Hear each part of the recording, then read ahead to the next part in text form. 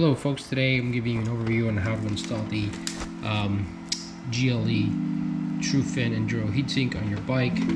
First you want to put your ASI on the heatsink. Basically you're going to need a 4mm hex to put the screws onto the clamping washer that you see here. There's 3 on each side, and then an 8mm for the nut. And then you're just going to tighten those on. Fairly simple, self-explanatory. That's what it looks like. The clamping washer's on. There's 3 on each side. And then you're going to attach the bracket onto the tilt switch sensor bracket that's on your bike. You have to flip up the tilt switch sensor bracket to where the holes are closest to the top. I'll show you a picture right now.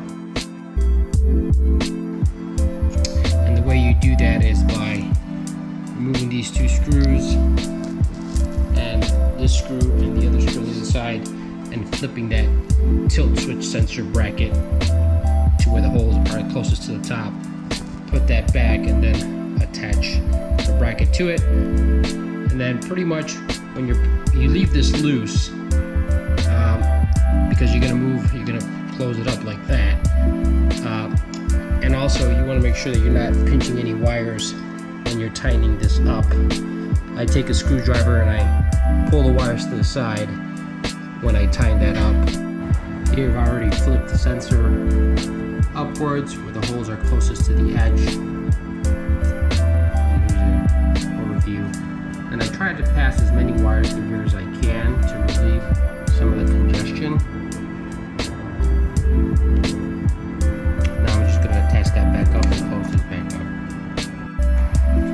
You're going to use your existing screws to attach the heatsink to the bottom here on both sides, and now it swivels, and then you just push it back.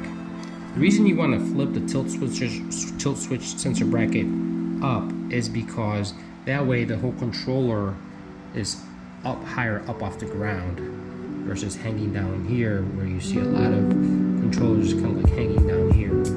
So we designed it so that it sits flush. As you can see, once it's on, it's pretty flush, and it just basically scoops air into the motor to cool the motor as well.